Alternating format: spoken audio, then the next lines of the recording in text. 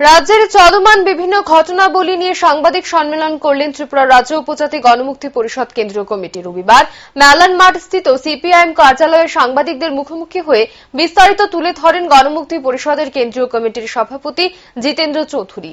বিরোধীদের ওপর যেভাবে আক্রমণ হানা হচ্ছে তার তীব্র নিন্দা করেন তিনি। সিপিআইএম সদস্য রঞ্জিত ঘোষের উপর দুষ্কৃতিকারীদের হামলা, রানীর বাজারে পার্টি অফিস পুড়িয়ে দেওয়া, রাজনগর সিপিআইএম কর্মীদের উপর হামলা এবং গতকাল একটি রাজনৈতিক দলের উপর হামলা আনা হয়েছে সে প্রসঙ্গ তুলে ধরে ঘটনাগুলির তীব্র নিন্দা জানায় তিনি। এছাড়াও রাজ্য সরকারের কাছে আবেদন রাখেন পুলিশ যাতে নিরপেক্ষভাবে তাদের কাজকর্ম করতে পারে এই বিষয়টিও তুলে ধরেন তিনি। রাজ্যের গণতন্ত্রকে হত্যা করা হচ্ছে, রাজ্যের ঐতিহ্যকে নষ্ট করা হচ্ছে অভিযোগ করেন তিনি। দলমত নির্বিশেষে সকলকে একত্রিত হয়ে রুখে দাঁড়ানোর আহ্বান রাখেন তিনি। এদিনের সাংবাদিক সম্মেলনে গণমুক্তি পরিষদের কেন্দ্রীয় কমিটির সম্পাদক রাধাচরণ দেববর্মা উপস্থিত ছিলেন।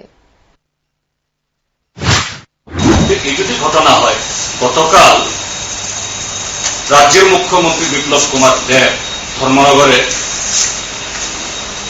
এটা কর্মসূচি করেছেন। যেহেতু মুখ্যমন্ত্রীর লোকজন আনবেন, প্রথম মুখ্যমন্ত্রীকে আটক করা হোক।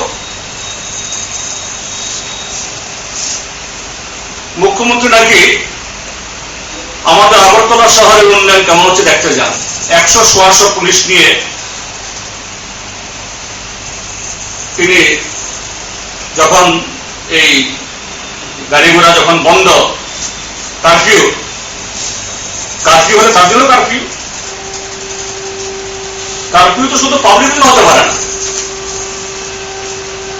হ্যাঁ, যারা ডিউটিরত পুলিশ অফিসার, ইউনিফর্মের অফিসার, তাদের জন্য তাদের ডিউটি হতে পারে।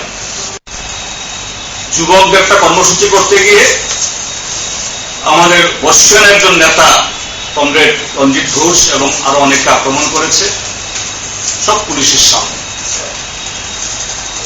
পুলিশ প্রশাসন সম্পূর্ণ নিথর, অকর্মণ্যতা বা তাদের কাছে প্রায় আত্মসমর্পণ করার মতো। এর আগে বিলোনিয়া রাজনগরে তাই হয়েছে, রানীর বাজারে গতকাল কোবরা খামার পার্টি অফিস পুড়িয়েছে। একই সাথে একটা রাজনৈতিক দল, তাদের নেতারা ত্রিপুরাতে আসছেন। এটা ভারতবর্ষ গণতান্ত্রিক দেশ, এটা সর্বভারতীয় রাজনৈতিক দল বা আঞ্চলিক দল বা নির্দল বা ব্যক্তি কাশ্মীর থেকে কন্যাকুমারী ভারতবর্ষের সর্বত্র তার দল করা, তার বক্তব্য বলা, সরকারের কাজে সন্তুষ্ট হলে সন্তুষ্টি ব্যক্ত করা, অসন্তুষ্ট হলে সে অসন্তুষ্টি তাও প্রকাশ করার অধিকার আছে।